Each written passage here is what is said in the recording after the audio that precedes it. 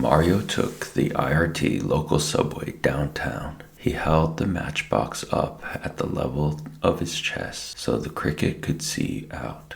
This was the first time Chester had been able to watch where he was going on the subway.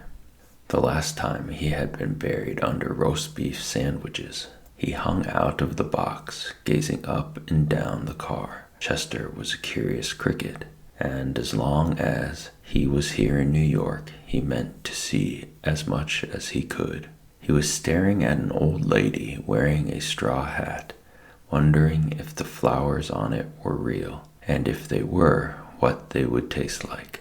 When the train lurched to a halt, like most people who first ride the subway, Chester wasn't used to the abrupt stops. He toppled out of the matchbox into Mario's lap.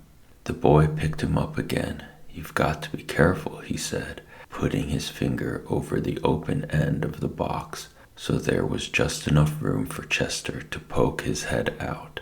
At the Canal Street shop, Mario got off and walked over several blocks to Chinatown. Chester craned his head out as far as he could to get his first look at New York by day. The buildings in this part of town weren't nearly as high as they were in Times Square, but they were still high enough to make Chester Cricket feel very small. In Chinatown, as Papa had said, all the shops were closed. Mario walked up and down the narrow, curving streets, zigzagging across them so he could look in the windows on both sides.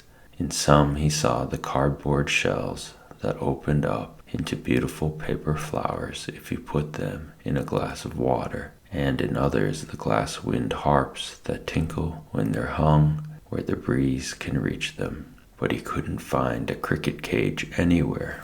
Down at the end of an alley, a man in striped trousers and a blue shirt with sleeves rolled up was washing the windows of a shop. Through the glass, several instruments were displayed. The instruments were unlike any Mario had seen before. There was a thin, two-stringed instrument that stuck up like the mast of a ship, a pear-shaped guitar, and a cluster of pipes of different lengths. Gold letters across the glass spelled Mr. Fong's fine instruments.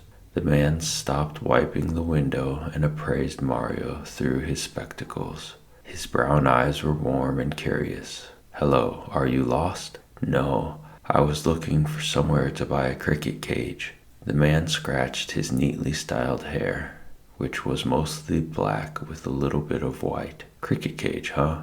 You could check Chow's Emporium, but they're closed today." Mario's shoulders sagged. He'd have to come back another day.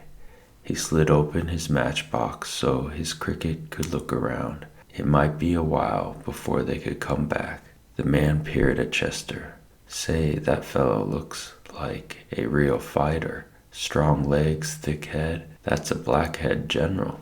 Chester had never been in a fight before, but he was quite proud of his strong jumping legs. The man picked up a bucket and tossed his rag into it. "Maybe I have something in my shop. Are you Mr. Fong?" "Yes, I am, and who are you?" "I'm Mario." "Pleased to meet you, Mario. Come in." He opened the door. Mario's eyes widened at the sight of all the instruments neatly arranged by size on the wall shelves. "Wait here." Mr. Fong disappeared through a door at the back of the shop. On the counter, a rack of bronze bells engraved with Chinese characters swayed. Beside the counter, a porcelain vase with chrysanthemums painted on the side held bamboo flutes. Mario stooped to examine them. He really wanted to blow one, but decided that was not a good idea. The instruments were probably expensive, and he didn't want to break anything. Mr. Fong returned, carrying a red and green cricket cage in the shape of a pagoda. The roof consisted of 7 tiers, each one a little smaller than the one below, with a golden spire poking out the top.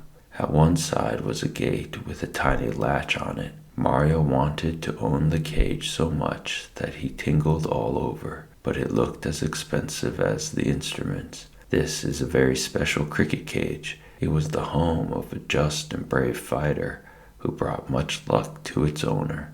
"Are crickets lucky?"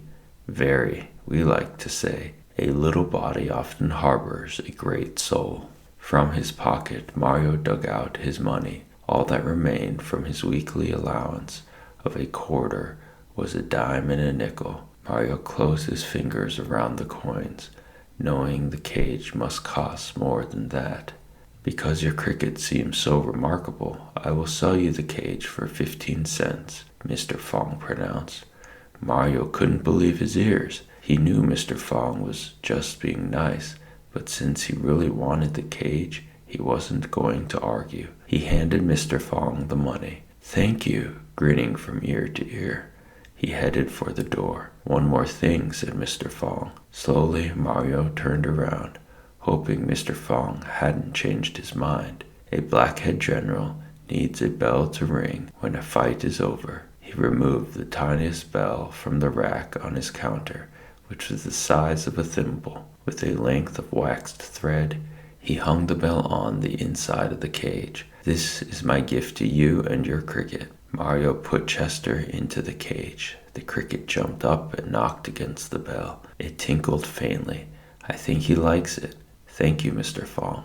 You're welcome. I hope the general is happy in his new home.